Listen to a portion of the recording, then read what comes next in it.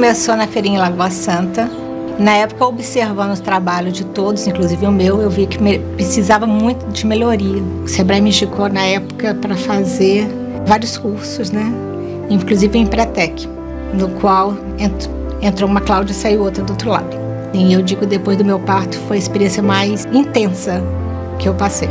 O Sebrae entrou na nossa vida de uma forma de transformar, né, um produto muito frágil no mercado para um produto muito poderoso, né? E aí veio no e-mail falando com a gente, né, que a gente estava sendo convidado para participar, né, da Vogue de Londres. Imagina você sair de uma feirinha de Lagoa Santa, de repente estar numa revista dessa importância no mundo, né? Eu me sinto levando Minas Gerais para o Brasil e agora para o mundo.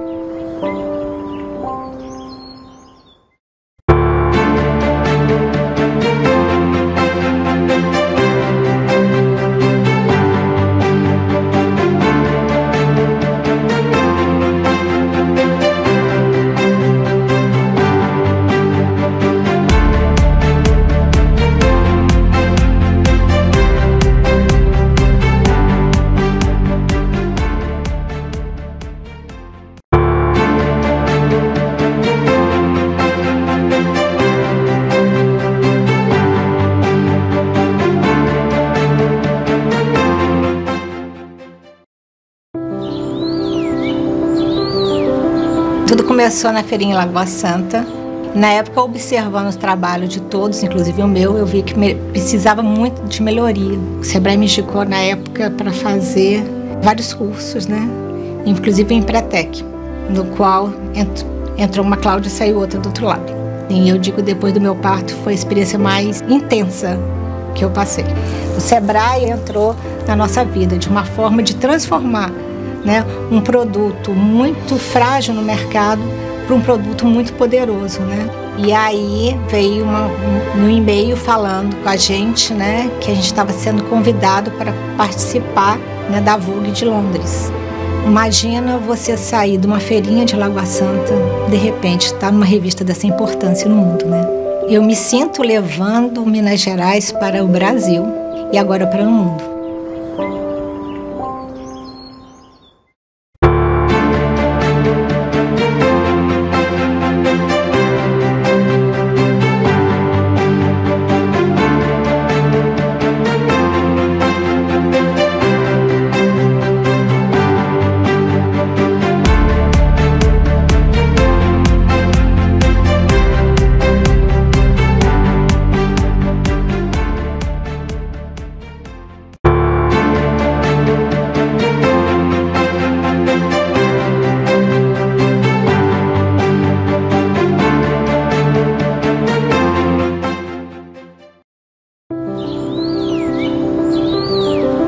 Tudo começou na feirinha em Lagoa Santa.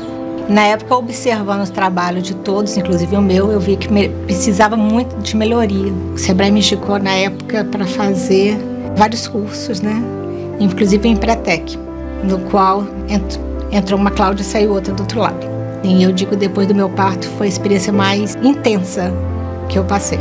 O Sebrae entrou na nossa vida de uma forma de transformar, né, um produto muito frágil no mercado para um produto muito poderoso, né? E aí veio no e-mail falando com a gente, né, que a gente estava sendo convidado para participar, né, da Vogue de Londres. Imagina você sair de uma feirinha de Lagoa Santa, de repente estar numa revista dessa importância no mundo, né? Eu me sinto levando Minas Gerais para o Brasil e agora para o mundo. Bem, estamos de volta com o Fórum de Minas nesta sexta-feira, dia 29 de setembro de 2023, ao vivo aqui no canal Viver Brasil, canais 9 e 527 HD da Claronet, no YouTube, nas redes sociais e tendo a oportunidade nesse momento de realmente entender uma série de passagens, uma série de histórias, uma série de riquezas que nós temos em Minas Gerais, de norte a sul, de leste a oeste, na região central, de ponta a ponta. Nós começamos na segunda-feira, dia 25, falando sobre a região norte e Jequitinhonha. Na terça-feira, sobre a região leste e o Rio Doce. Na quarta-feira, sul de Minas e Zona da Mata. Quinta-feira, dia 28, a região oeste e o Triângulo. E hoje a gente tem a oportunidade de falar sobre a nossa capital, sobre a região central, Belo Horizonte, capital do estado. É certamente uma das regiões mais importantes que a gente tem no nosso país, pela diversidade, pelo tamanho, pela importância econômica. Belo Horizonte, ao longo dos últimos anos, se tornou uma capital muito voltada para serviços, para eventos, para, enfim, atividades que demandam um conhecimento muito rico. E aí nós temos aqui uma qualidade de saúde, de educação extremamente qualificada. Nesse sábado, inclusive, a FELUMA, que é a Faculdade de Ciências Médicas, está comemorando os 30 anos do Centro de Ortopedia Dr. Neilo Lasmar. Esse cara é referência absoluta na história da saúde em Minas Gerais e no Brasil. Foi, ao longo dos anos, médico da seleção brasileira. Seu filho hoje é também médico da seleção brasileira, mas um cara que ajudou a construir a reputação da saúde e da prestação de serviço em Belo Horizonte. Nesse momento, agora, a gente está aqui no canal Viver Brasil com duas histórias que eu não tenho dúvida que são histórias que completam a cidade de Belo Horizonte. São histórias que constroem a história de Belo Horizonte. Nós vamos ter algumas histórias ao longo da programação de hoje que tem esse símbolo. Tivemos a presença agora do Manuel Bernardes, que faz certamente um trabalho que é reconhecido pelo Brasil e que se transformou numa marca extremamente vinculada a Belo Horizonte e a Minas Gerais. A Carla Rocha, que está aqui conosco agora, ela talvez tenha essa carga de caminhar, não digo carga no sentido negativo, carga no sentido positivo. Ela tem essa oportunidade, ela tem essa bênção aí de ter associado ao momento dela de vida, ao momento dela profissional, uma história que começou há 60 e tantos anos, que eu acho que todo Belo Horizontino deve conhecer, que é o famoso Bolão, o restaurante Bolão. Está aí há décadas em Santa Teresa, é referência absoluta no que ele se propôs a fazer. Não é um restaurante sofisticado, não é um restaurante com este tipo de orientação, mas é um lugar que toda Belo Horizonte frequenta. Independente do nível, independente do critério, se a pessoa quer comer uma comida gostosa, uma comida do dia a dia, certamente ela se lembra e vai até o Bolão em Santa Teresa. Então eu queria conhecer muito essa história melhor. Já fui lá dezenas de vezes, vou continuar indo outras tantas vezes. A gente queria conhecer um pouquinho dessa história. Mas antes de passar a palavra para a Carla, eu queria falar do nosso outro convidado. Eu conheço ele também há muitos e muitos anos, é o Dr. Ricardo Rodrigues. O que o Ricardo Rodrigues traz na vida dele? Ele traz na vida dele uma história também que representa Belo Horizonte. Por que representa Belo Horizonte? Porque é uma história que já consolidou, tem mais de 70 anos de atuação, recebe gente no seu estabelecimento de todas as regiões do estado, de todas as regiões de Belo Horizonte, mantendo ao longo de toda essa história o reconhecimento da excelência do que ele faz. Também não é um restaurante de alto luxo, todo sofisticado, mas é um restaurante que recebe todos os tipos de clientes de Belo Horizonte. Maria das Tranças, especializado no frango ao molho pardo, é um dos locais mais bacanas, mais agradáveis que a gente tem na nossa cidade, há 73 anos, lá no São Francisco.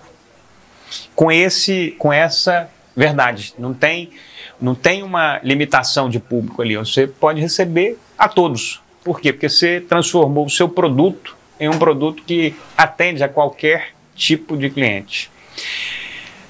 Prezada Carla, a gente está falando aqui no Fórum de Minas justamente para ter percepções de pessoas, de opiniões que, enfim, formam a nossa cidade e o nosso estado.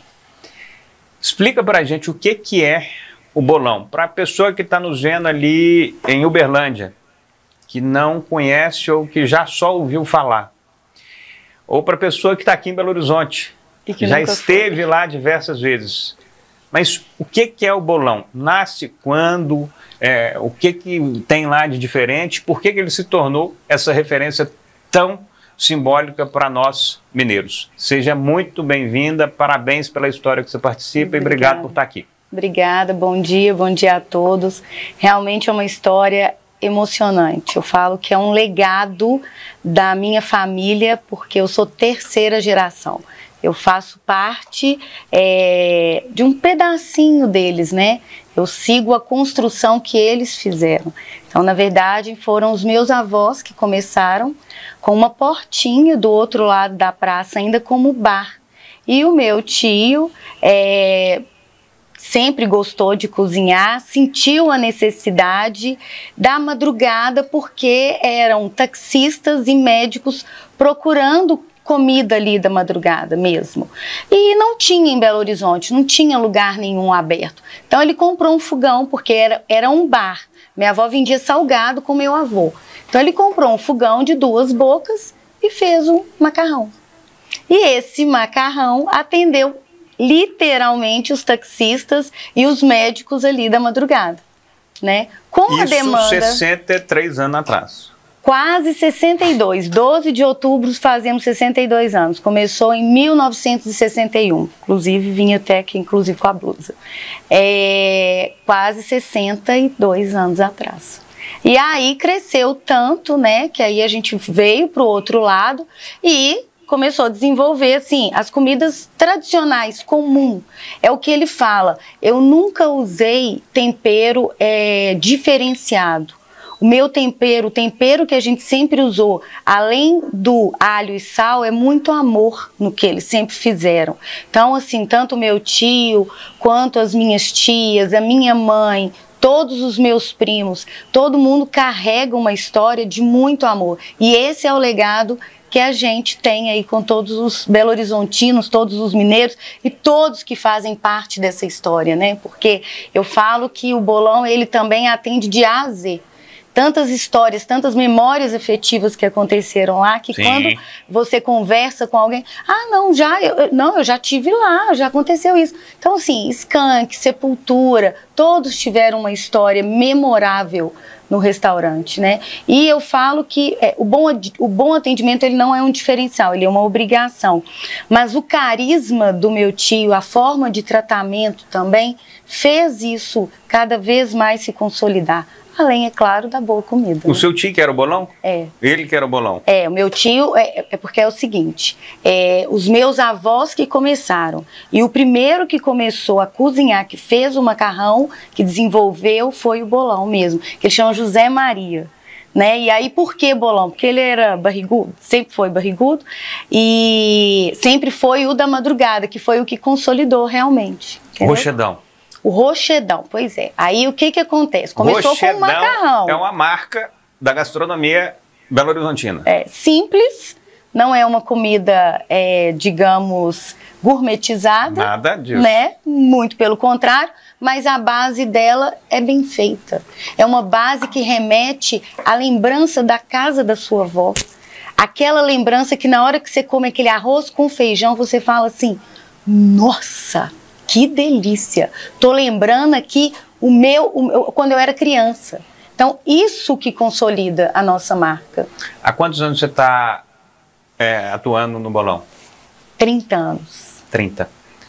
Como é que é o negócio bolão? O negócio bolão é um negócio familiar. Familiar, claro, que com todas as suas dificuldades, né? Mas extremamente familiar. Igual eu sempre falo e deixo muito, eu gosto sempre de ressaltar. Eu sou um pedacinho, né? A família, cada um faz a sua parte, cada um tem o seu papel. Hoje nós estamos com 5 unidades. e cada um administrando o seu, né? Então, são 5 unidades de bolão? É. Ah, é? Eu só achava que era... São na verdade, 2 eu em conhecia Santa Teresa. 2. Uma que é uma unidade que é depois da praça. Isso, e uma unidade da que está praça. na praça ali mesmo, Mas nós com temos... uma varandinha, inclusive. Isso. Você senta ali na calçada. Isso, no passeio. Mas nós temos no Mineirão, na esplanada do Mineirão, tem um bolão que é do meu primo. No Coração Eucarístico também tem. E na Alberto Sintra também tem. E eles funcionam de maneira conjunta ou cada um responde por si? Cada um responde pelo seu. Entendi. Cada um responde. Nem em relação à marca, vocês pensaram em ter um trabalho conjunto? Não, pelo seguinte, porque o que acontece? A nossa história, quem conhece somos nós. Quem realmente trabalhou lá dentro, sabe? Então, se você começa a criar, você pode até criar uma franquia entre a família, mas na nossa geração. Então, assim, o macarrão, por exemplo, ele é igual em todos. A marca que é utilizada é igual para todos. Por quê? Porque todo mundo conhece ali a história, sabe como que as minhas tias, a minha madrinha, todo mundo, minha mãe, montaram um prato. Isso não vai mudar, entende? Então essa história quem carrega somos nós. Uma outra empresa que tem uma atuação mais ou menos similar a essa aí, que atua em família, vamos falar assim, e com unidades independentes, mas que tem uma conversa única, o Boca do Forno também trabalha mais ou menos dessa forma aí. Isso. Várias pessoas da família que têm as suas unidades. Vocês já pensaram em trabalhar a marca do bolão como um negócio além do que a gente está falando aqui, por exemplo, franquia ou similar? Vontade temos. E inclusive temos este até desenho, né? Mas um passo de cada vez, são momentos. Igual agora a gente passou por esse momento da pandemia, que foi um momento bastante difícil para todos nós, né? E agora, graças a Deus, o setor ele deu uma esquentada, né? Mas vamos um passo de cada vez. Nós vamos voltar aqui na Carla, até porque a gente tem muita conversa para entender sobre essa história do bolão, o momento que a gente tem aí de muitas transformações no setor da alimentação de maneira geral. Tivemos aí uma passagem única na vida desses estabelecimentos com a questão da pandemia. Eu acho que isso foi único no mundo inteiro. Então, esse setor deve ter penado, mas também, como todo negócio e como todos os empreendedores, extremamente criativos e foram buscando as soluções. O Ricardo, que também está aqui conosco, o Ricardo Rodrigues, ele é membro da Brasel, que é a Associação Brasileira de Bares e Restaurantes, desde 2000, responsável pela interiorização da Brasel em Minas Gerais, vice-presidente da Brasel por 4 mandatos, presidente da seccional da Brasel em Minas Gerais por um mandato, é um trabalhador e um articulador ativo desse setor de bares e restaurantes, e eu venho acompanhando isso também com muita clareza. Mas mais do que esse articulador ativo, ele está associado a outra história também linda de Belo Horizonte, que é a história do restaurante Maria das Tranças. O restaurante Maria das Tranças também é um dos únicos, certamente em Belo Horizonte, que tem mais de 70 anos de operação. Eu tenho certeza, eu não tenho o nome e a relação exata, mas eu tenho certeza que não são dezenas de restaurantes ou centenas de restaurantes, centenas não devem ser, centenas de restaurantes que têm mais de 60, 70 anos de atuação. Bem-vindo, e eu te pergunto, meu caro Ricardo, qual é o segredo de todo esse tempo e de toda essa boa referência que o Maria das Tranças tem? Bom dia, Gustavo. Parabéns ao canal Viver Brasil. Fora de Minas, um negócio interessante. A gente viu aí agora há pouco vocês falando do Vale de Jequitinhonha. Estive lá fazendo alguns treinamentos há 2 semanas atrás. E que bacana a iniciativa sua. Muito, muito legal. Sempre que eu termino um treinamento, eu hoje estou como consultor técnico do Sebrae e estou rodando Minas em Belo Horizonte fazendo alguns treinamentos. E normalmente quando a gente termina, um aluno vira e fala: qual o segredo do sucesso? Ele não tem uma receita de bolo. A gente pega, como você me acompanha há muito tempo, eu também acompanho a Viver Brasil, a história do Paulo. A gente não tem uma receita de bolo pronta. Eu acho que a continuidade do que eu faço, do que minha avó trouxe, começando a casa em 1950, uma senhora analfabeta que não sabia escrever o nome dela, aos 50 anos de idade. O meu pai veio trabalhar com ela em seguida, já sendo a segunda geração. E eu comecei muito novo, eu comecei com 9 anos. Eu trabalhei com a minha avó, eu trabalhei com meu pai. Minha avó faleceu em 87, ela trabalhou de 50 a 82. Na frente, ninguém punha a mão no fogão dela. Em 82 ela ficou acamada, faleceu em 87, eu já estava com os dois. Trabalhei com meu pai um período, fiz um período de sucessão da minha avó para ele e fiz o período de sucessão dele para mim. Então eu falo muito hoje de sucessão. Eu acho que a gente colocar um pouco uma receita desse sucesso nosso. A gente é uma senhora de 73 com visão de presente bem jovial e com uma garra de juventude também. Então a gente não faz o Maria das Tranças para hoje. A gente não faz o Maria das Tranças pensando em fazer uma entrega de curto prazo. Eu brinco muito com as minhas filhas, já estou em processo de transição para a 4ª geração do Maria das Tranças. Nós completamos agora em agosto 73 anos e as minhas 2 filhas já trabalham comigo. E eu coloco muito para elas que a gente não tem ações para hoje. Muita gente no marketing procura as ações Chicrin, que são ações que você faz e ganha dinheiro imediato. A gente busca ações de plantio, de fortalecimento da nossa marca. Mas um dos pontos essenciais é que nesses 73 anos, a gente continua tendo.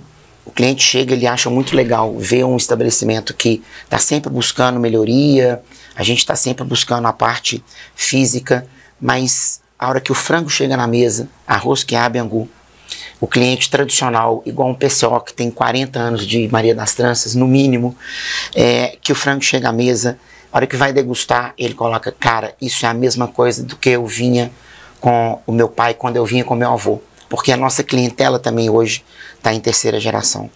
Então, nós não temos funcionários há muito tempo, a gente aboliu todos, a gente tem colaboradores, a gente tem a Maria de Lourdes, que tem 42 anos que trabalha conosco, a gente tem o filho dela, que é o José Rony, que tem 29 anos que trabalha com a gente tem a Eliana, que tem 25 anos, a gente tem o meu gerente de operação, que é o Juarez, que tem 19 anos, então a gente tem uma família dentro do Maria das Tranças. Tivemos uma 2ª unidade na região da Savassi. Por época da pandemia, tomamos a decisão de fechar. Então a gente hoje está no bairro São Francisco, onde a gente nasceu, de 50 a 62, sentido Lagoa da Pampulha, do lado direito, que você chegava lá. Não sei se o Paulo ainda pegou essa época, que você escolheu o frango no terreiro, que era aquele ali. Minha avó ia quentar uma água no fogão a lenha para poder depenar o frango, fazer refoga, o cozimento, para poder servir. E em 62 eles mudaram para onde a gente está hoje, que era uma casa pequena, e a gente passou por várias reformas de ampliação, e a transformação maior acabou acontecendo dentro da minha gestão. Eu comecei com 9 anos, estou com 43 anos de Maria das Tranças, então eu sinto o cheiro. Eu tento hoje passar para as minhas filhas um pouco dessa essência. Eu tenho colaborador que fala que eu sou bruxo. Eu entro no corredor que tem 5 equipamentos, 5 geladeiras. Se tiver uma desligada, eu não preciso de olhar para o painel dela para saber que ela está desligada. Então, o meu negócio hoje, eu sinto ele. E sentir o meu negócio e ter uma equipe de família trabalhando, necessariamente não parentes, e ter muito claro, eu hoje faço mentorias em cima de sucessão familiar, e ter muito claro que é importante e faz parte do nosso hoje uma sucessão familiar. Para nós é assim, motivo de muito orgulho poder fazer parte da história de Belo Horizonte. A gente está completando essa semana 4 anos de cidade criativa pela gastronomia na Unesco. a qual, na época, eu, enquanto Abrazel, participei ativamente. O nosso dossiê, nós não chegamos à Cidade Criativa por causa de 4 anos atrás, um dossiê por causa do Maria das Tranças. Nós chegamos à Cidade Criativa pela gastronomia por N iniciativas que vêm acontecendo ao longo dos anos e que vocês acompanharam muito de perto, várias delas. O Madrid Fusion, lá atrás, quando o governo começa a enxergar que o maior bem nosso é a nossa cozinha mineira, que agora está aí reconhecida pelo IEF, e a gente está partindo para ter um reconhecimento da cozinha mineira também em nível federal. Então, ser parte disso, eu falo com os alunos que eu tenho às vezes na linha de gestão, que são donos de bares e restaurantes, a responsabilidade sua é muito grande, nossa, porque a gente está consolidando uma história. O turismo em Minas hoje é feito muito pautado, todo o turismo ele depende de 2 pilares básicos, depois você vem os outros. Você precisa de comer e de hospedar. Agora, depois você vai vir o turismo religioso, ele precisa desses 2 para poder fazer a parte religiosa, o de aventura ele precisa desses 2, só que Minas hoje já atrai muito o turismo em função da gastronomia. O ditado antigo, né, o peixe morre pela boca, a gente não mata ninguém pela boca, a gente muito pelo contrário. Minas tem um carinho. E o Maria das Tranças traz muito isso. Poder fazer parte dessa história de Belo Horizonte, a gente estava falando do dossiê, quando ele chega na Unesco, nós montamos o dossiê da Cidade Criativa, o nosso dossiê chegou um resultado para a gente de lá, que as pessoas entenderam e falaram o seguinte: ao folhear o dossiê, ele tinha sabor e paladares vendo escrito. Então a gente conseguiu passar essa energia que é muito legal. Então eu acho que, voltando ao início, vamos entregar energia. A gente não entrega mais hoje, principalmente nós, enquanto gastronomia, enquanto cozinha mineira, a gente não entrega uma coisa única, a gente entrega um momento inteiro. Na pandemia falou-se muito de experiência, a gente sempre entregou isso. Então entregar uma coisa de cabeça, tronco e membros é a nossa função, é o que a gente busca. E ter essa qualidade e poder ouvir isso soa como, para os ouvidos, assim, é indescritível uma pessoa chegar e falar: cara, eu vinha aqui com meu avô, eu vinha aqui com meu pai, hoje eu estou trazendo os meus filhos. Isso o sabor é o mesmo. Me fala uma coisa, tá claro em relação a cada palavra que você disse? Eu te faço uma pergunta em relação a uma mudança que você fez, e aí eu queria entender se ela teve impacto ou não.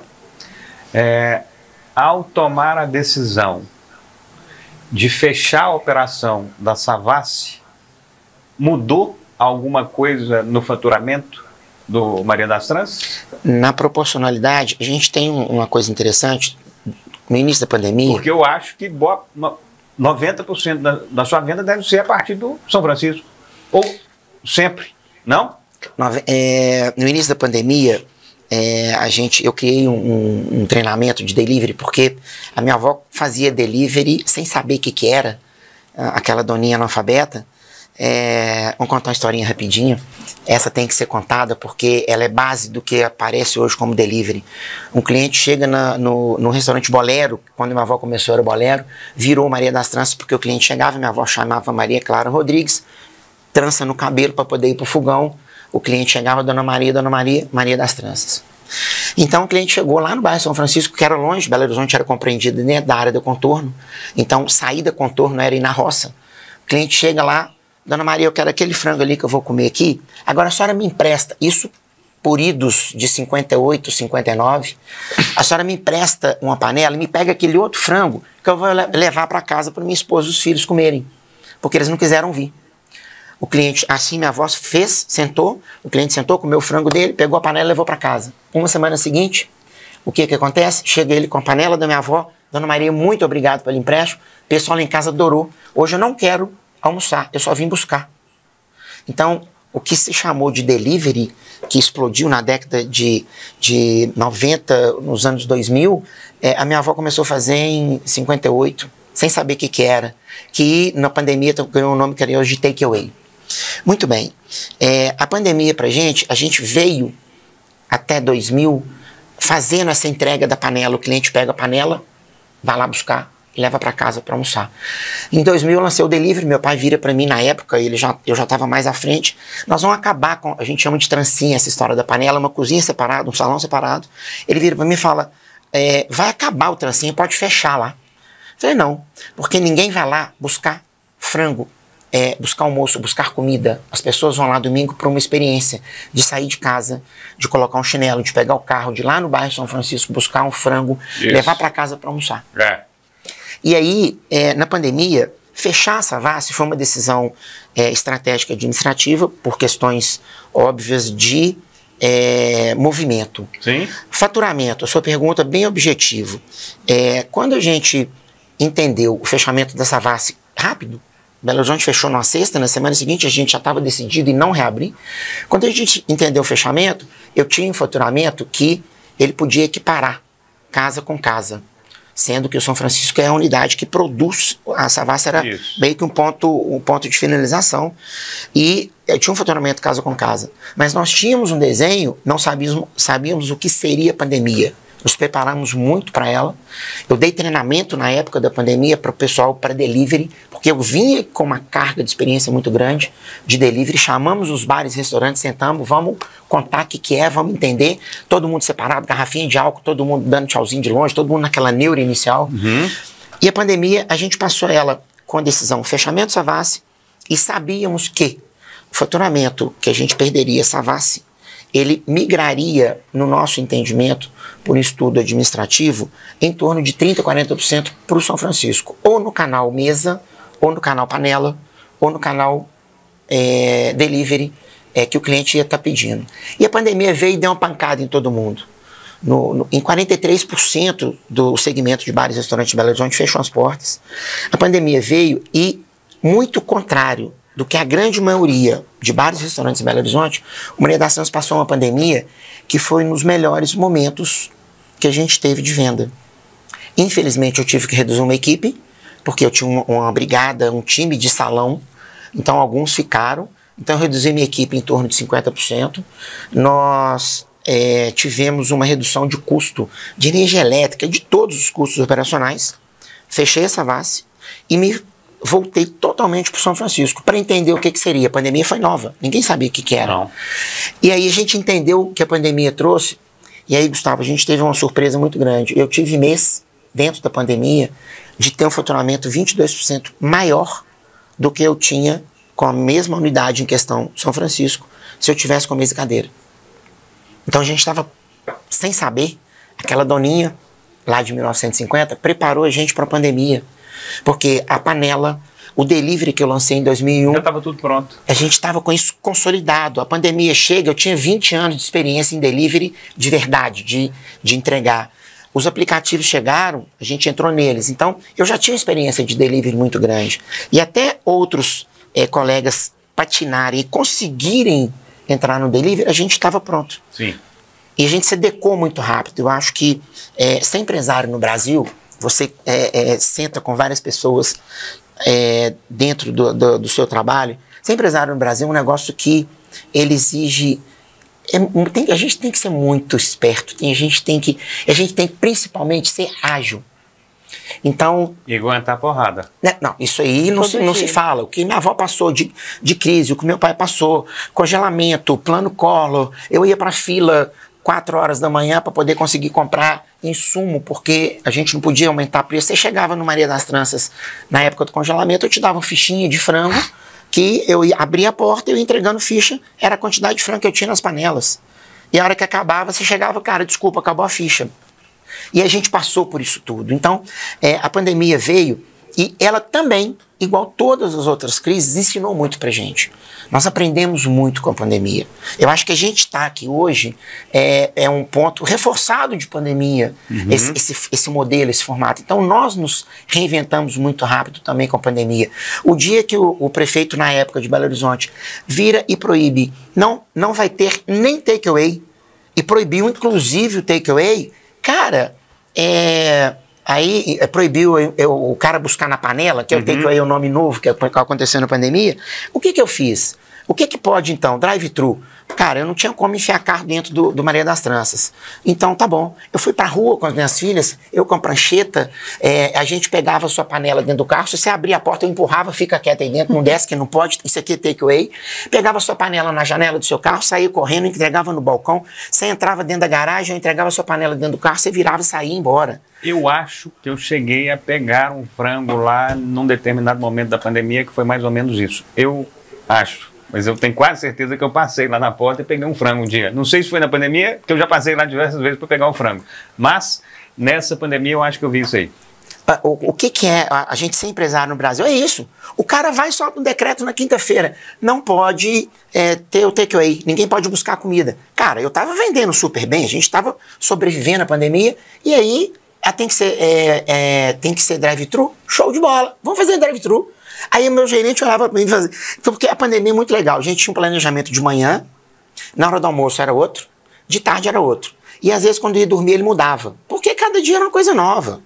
Inclusive no início da pandemia eu estava presidente da Brasel.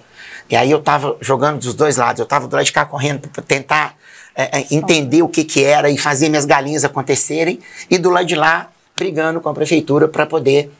ter um formato diferente, uma visão diferente com relação à pandemia, que a gente viu depois que, infelizmente, a gente foi muito penalizado com isso. Nós vamos voltar para a Carla aqui, mas antes de voltar, eu queria saber de você. Qual é a razão e como é que se deu o fato de você se tornar um consultor técnico do Sebrae? Qual é a razão, por que você virou consultor técnico do Sebrae? Eu, aos meus 15 anos, eu era vicentino. A Sociedade São Vicente de Paulo, aos 16 eu fui presidente de uma conferência da Sociedade São Vicente de Paulo. E desde então eu sempre gostei de ajudar, mas foi exemplo da minha avó e do meu pai, que o pé e pescoço do nosso frango, que chega lá vivo, a gente abate lá, eles pegavam o pé e pescoço, na época a empresa dos Furlete, Orion, Massas Orion, dava para minha avó, para meu pai, sacos de macarrão quebrado, eles pegavam aquilo e a gente fazia um sopão, e eu...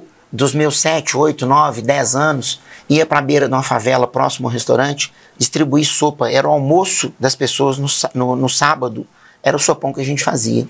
Isso veio comigo, e aí, Gustavo, chega um determinado momento que eu sou vicentino, e quando eu entro para a Brasel, eu começo a fazer essa entrega de troca. Eu passei por N pessoas da Brasel, não vou citar nome porque eu vou pecar, mas todos os ex-presidentes da Brasel, são meus professores até hoje. Mas tem que fazer um registro aqui. Você vai terminar de falar, mas sobre a Brasel tem que fazer um registro aqui. Poucas vezes eu vi uma liderança tão engajada, reconhecida e duradoura igual o senhor Paulo Somuth. Ele realmente está fazendo um trabalho aí ao longo desses últimos tempos muito diferenciado. Então eu faço aqui o registro porque como mineiro vê ali a atividade dele funcionando da forma como vem e na persistência que ele tem, ele é um lutador e faço aqui o reconhecimento. É um personagem aí dessas representações classistas absolutamente diferenciado. Por favor, continue. Um dos meus professores, ele é um ex-presidente da Brasel, hoje nosso executivo, e se posiciona em nível nacional como referência. A Brasel hoje é nacionalmente referência no segmento de alimentação fora do lar. E aos meus 15 anos, vicentino, eu entro para a Brasel por época dos 50 anos do Maria das Tranças, e aí eu trombo com essa gama de gigantes e continuo fazendo o que eu fazia entregando sopa. O que eu fazia na Sociedade São Vicente de Paulo entregando cesta básica, eu começo a fazer dentro da Brasel, entregando conhecimentos, fazendo troca com os meus colegas de segmento do setor. E a gente começa a fazer um negócio que não acontecia. O mineiro é muito desconfiado. O mineiro é aquele que assim, você está querendo fazer um trem igual o meu, eu não vou ensinar meus negócios para você, não. Então, é uma brincadeira que eu faço, porque o mineiro ele tem medo de abrir a sua porta para os outros. Eu começo a abrir porta do Maria das Tranças para os outros, a gente começa a fazer uma série de ações, e eu fazendo essas entregas dentro da Brasel, quando eu saio da Brasel, eu já fazia palestras de sucessão familiar, e quando eu saio da Brasel, foi uma coisa natural eu ir para o Sebrae porque eu não queria parar de disseminar conhecimento. Eu não queria parar de continuar ajudando pessoas. E aí eu vou para o Sebrae. Eu hoje sou mentor na área de sucessão familiar, eu hoje sou palestrante Sebrae, consultor técnico na área de venda, na área de delivery, na área de gestão. Então, eu hoje tenho um trabalho junto ao Sebrae, mas continuo fazendo a mesma coisa na Brasel também. Mas enquanto não estando presidente na Brasel, eu hoje também estou com essa mesma linha no Sebrae. Muito por conta do sentimento de missão. Eu tenho muito nessa linha. Tanto que perpetuar um negócio de 73 anos, também é o caso da Carla com 60, a gente conversou muito já sobre isso. Isso não é para qualquer um, principalmente nesse mercado nosso. E eu tenho uma missão, assim, muito, muito séria, que a minha avó deixou, meu pai deixou. Primeira para a segunda geração, a gente tem um percentual elevado de empresas que conseguem passar familiar. Segunda para a terceira, que é o nosso caso, 30% consegue. Então a gente já tem um funil enorme. E terceira para a quarta geração, 10% consegue manter em família. E eu tenho certeza que com todo o carinho que eu trato do meu negócio, com toda a construção que eu fiz e estou fazendo com as minhas filhas, esse funil de 10% para mim vai ser simples de ser realizado. Tá claro. Em relação ao bolão. Em relação ao bolão e a história que ele constrói aí ao longo das décadas. Como é que então você, prezada Carla, terceira geração aí, né, seu avô que montou, o que você entende que são os principais obstáculos do negócio? E aí eu estou falando para que você coloque para o setor como um todo de alimentos e bebidas. De uma empresa que tem mais de 60 anos, que tem esse reconhecimento todo do público, que tem um trajeto de muita excelência no que se propõe a fazer. O que tem de obstáculo aí na sua atuação? Ou depois de todo esse tempo só tem as colheitas? Não. Eu falo que, primeiro que empresa familiar já é difícil. Isso já é um desafio, né? Então, o famoso cada um no seu quadrado. Primeira coisa, respeito, acima de tudo, né? Gestão, isso é necessário. Conhecimento, buscar conhecimento. Como o Ricardo mesmo falou, todos os ex-presidentes foram exemplos para ele, o Ricardo é o meu exemplo, né? Hoje a Brasel, ela foi literalmente na pandemia um divisor de águas para o bolão. Porque, como você mesmo citou, Paulo Somuth, se não fosse a MP 936, eu acho que eu não estaria aqui conversando com você. Então, a MP 936, para o público aí que não sabe, ela nos fez colocar os nossos funcionários com redução de horário, né, de carga horária, para evitar as demissões. E muitos bares conseguiram sobreviver com isso. Foi o nosso caso, inclusive. Então, mesmo tendo muitos anos... O bolão também ele é patrimônio cultural da cidade, mas isso, a pandemia nos fez assim, sair daquele conforto, sabe? A gente teve que realmente pensar fora da caixinha. Pós-pandemia, passou a situação, já foi voltando, 2023, por exemplo, ou antes de 2023, 2019, mas fazendo um comparativo entre 19, que foi um ano anterior à pandemia, e 2023, que já tem um ano aí posterior ao que a gente está entendendo que é a finalização da pandemia, vamos supor.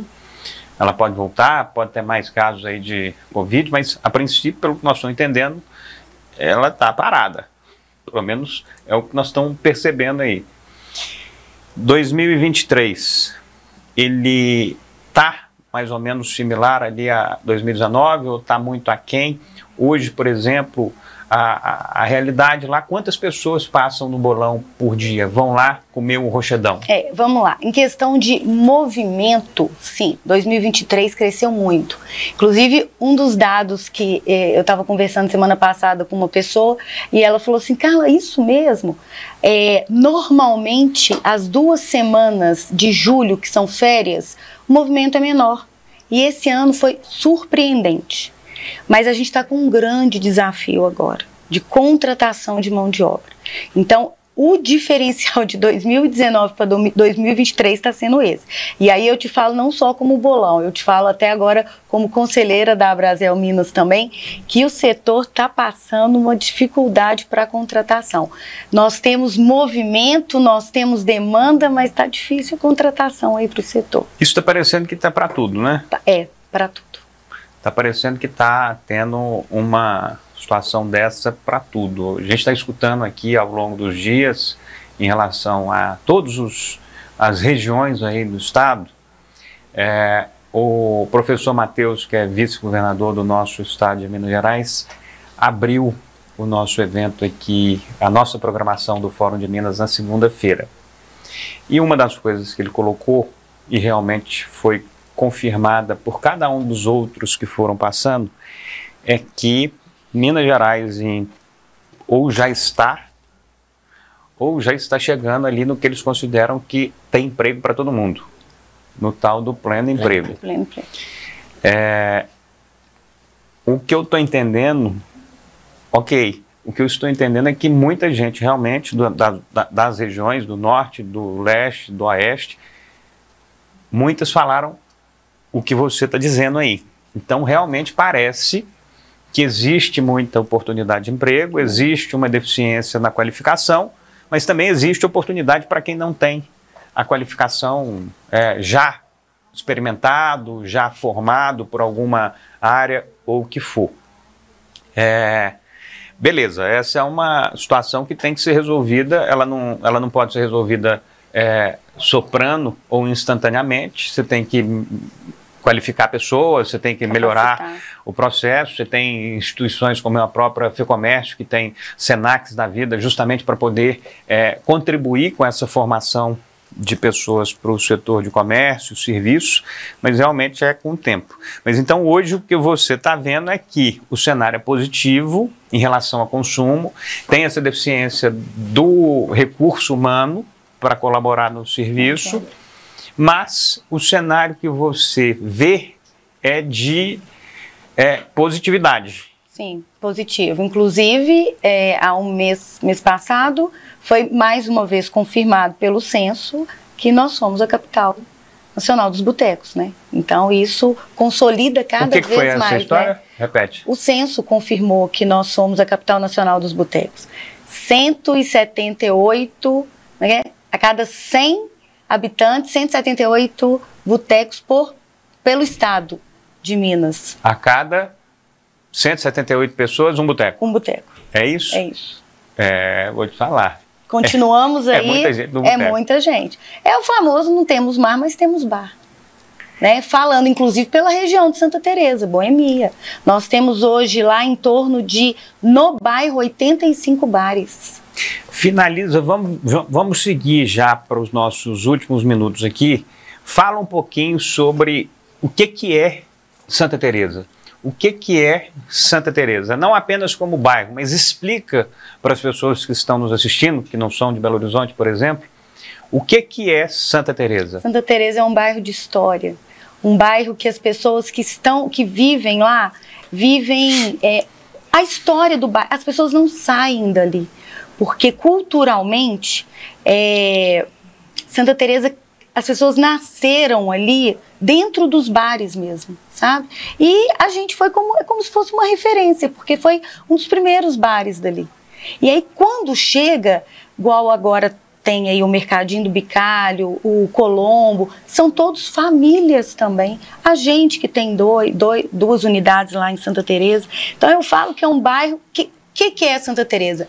Um bairro boêmio, um bairro de histórias, um bairro de família, um bairro que quando você chega, você acha que está numa cidade do interior, que você tem essa leveza, essa calma, essa tranquilidade de andar pela praça, de ali ter uma igreja, de ali ter um bar, de você sentar e ter esse glamour aí da cidade do interior, sabe? Então isso é Santa Teresa. Tá claríssimo, e é mais ou menos isso aí mesmo. O lugar é muito agradável, é um lugar muito, na sua maior parte, residencial. Residencial familiar. Na sua maior parte residencial, maior parte casa. Sim, casa. Tombadas, inclusive. Temos muitas casas em Santa Teresa hoje tombadas. É por isso que se consegue preservar essa ideia da casa ali, né? Porque se não fosse, já estava pipocando o prédio. Verticalizado. Então, ele tem uma proteção. Tem. Ali em Santa... volume significativo de casas ali são protegidas, sim, são tombadas. São tombadas. E prédios também, eu sei pelo plano do diretor, né? Só 3 andares que podem construir agora e não são mais em todos os lugares. Isso aconteceu em 2012, que foi quando, inclusive, o nosso prédio foi tombado. Vou terminar com vocês aqui falando sobre algum fato marcante do bolão, algum fato que você realmente se recorda, não conta tanto e faz parte do seu entendimento do que é bolão, do que é a história. Clube da Esquina. Clube da Esquina. Clube da Esquina ali é a nossa história, é a história dali de toda a família, o próprio Skank. Conta pra mim, o que é Clube da Esquina e bolão? Clube da Esquina era o seguinte, eles se reuniam uma roda de amigos para poder tomar uma cerveja. E aí essa roda de amigos que ela está falando ela começou Milton Nascimento, Loborges, Flávio Venturini, Paulinho Pedra Azul, Beto Guedes, enfim. Só essa tropazinha de elite da música brasileira ficava lá nas escadas do bolão, é isso? É isso. Estava ali nas mesas. E temos aí várias outras histórias que, se meus primos, meu tio estivesse aqui, contaria até muito melhor do que eu. Mas nós temos aí o Skank, que a saideira foi feita por conta da gente, né? Tomar a saideira no bolão. Henrique Portugal é de Santa Teresa, né? E o Sepultura, que fez uma música na nossa mesa.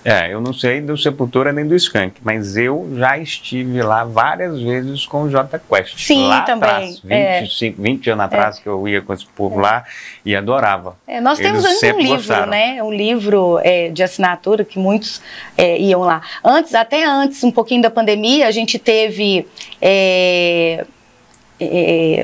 na praça uma festa e o Dedé, foi o Dedé? Os Trapalhões apareceu lá também. Então é muito legal, sabe? Essa questão cultural, né, para a cidade, muita memória ali, muita cultura, muita referência. Ricardo, e lá no Maria das Tranças, qual que foi uma situação aí que você pode contar que tenha uma importância na história do Maria das Tranças, ou foi alguma coisa específica? Uma das histórias que compõe o Maria das Tranças é ter o ex-presidente JK, Juscelino Kubitschek, como um dos seus clientes. Além desse fato aí, marcante, que é uma das referências do próprio Maria das Tranças, o que você entende que é um fator de muito diferencial na história? Muitas cidades têm uma legislação que tem a proibição de uso e legislação que proíbe comércio de sangue. Minha avó começou em 1950, pegando frango no terreiro, abatendo frango, e isso acontece até hoje. A gente não é considerado como comércio, gente, é considerado como indústria. Então o frango continua até hoje chegando vivo e abatido lá. Essa coisa de história, hoje a gente tem uma gama de produtos com a marca própria, todos eles têm que ter algum link voltado à história. Tipo que produtos? Hoje a gente tem uma cachaça que é uma fazenda centenária de Pitangui, é um blend exclusivo nosso. Estou acabando de lançar agora um café especial Maria das Tranças, que é uma fazenda em Nepomuceno, que é uma safra exclusiva nossa, café com pontuação elevada. Um doce de leite, que é uma receita exclusiva nossa. Então a gente tem vários produtos. Isso tudo vende lá? Alguns produtos são internos e alguns produtos são parceiros. Mas você vende lá no Maria das Tranças?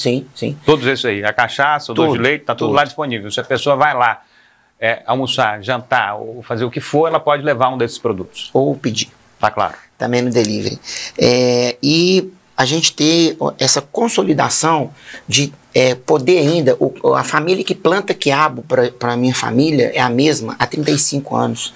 Nesse 73, o plantador de quiabo nosso está na 3ª geração e é a mesma família que planta o quiabo. Então, o frango chegar vivo, a gente manter essa tradição, é o que traz o que eu falei um pouquinho aqui atrás, do cliente, a hora que a gente coloca o frango na mesa e ele dá a sua primeira garfada e fala, cara, isso aqui é a mesma coisa desde a primeira vez que eu estive aqui há 10, 20, 30, 40 anos atrás. Então, a gente poder a gente conseguir manter essa tradição, a gente conseguir chegar com frango vivo, fazer a legislação que eu falei em nível municipal. Belo Horizonte tem uma proibição de comércio de sangue, mas não de uso, e a gente não comercializa, a gente usa o sangue. Então o frango chega vivo. E uma frase que eu utilizo ela muito, Gustavo, e eu quero deixar aqui no nosso programa, ele é o seguinte: eu acho que hoje, obrigatoriamente, a gente tem que estar melhor do que ontem, e amanhã a gente tem que estar melhor do que hoje. Isso acho que é a essência de vida, é a essência principalmente para negócio. Se vocês não tivessem todo o crescimento que tiveram, e é isso a Carla colocou, de se mexer, a gente tem que estar sempre saindo do nosso negócio e olhando ele com outros olhos, porque às vezes a gente entra em zona de conforto, e zona de conforto ela é muito complexa para a empresa. Certamente, com empresas de 60, de 70 anos, essa história fica ainda mais importante, estar se reinventando e se mexendo o tempo inteiro. Eu queria agradecer muito a doutora Carla Rocha, da família, né? Da história que produz o Bolão há tantos anos, o Rochedão e tudo que sai dali. Todas as histórias, as músicas, as letras, as composições que hoje certamente estão na boca do povo no Brasil, podem ter saído ali da mesa do Bolão em Santa Teresa. Então, tem muita história. Queria te agradecer, Carla, pela presença aqui. Qualquer dia nós vamos passar lá no Bolão para mostrar essa história também para os nossos telespectadores. Agradecer ao Dr. Ricardo, também em breve nós vamos mostrar essa indústria do frango delicioso que é feito lá no São Francisco. Parabéns pela história do Maria das Tranças. E a gente agradece a você que está acompanhando o programa Fórum de Minas aqui no canal Viver Brasil. Então, desde segunda-feira até essa sexta, a gente está apresentando diariamente, ao vivo, de 9 às 13, realidades que compõem o nosso estado de Minas Gerais. Por isso, Fórum de Minas, abordando diversos setores, diversos pontos de vista, e está sendo um prazer. Agora, nós vamos ficar com algumas mensagens que o Sebrae está passando aqui a cada região, reforçando características empreendedoras, cases de sucesso que a gente tem em Minas Gerais, de ponta a ponta, de leste a oeste, de norte a sul, e a região central aqui no Fórum de Minas, no canal Viver Brasil. Em alguns segundos, a gente está de volta.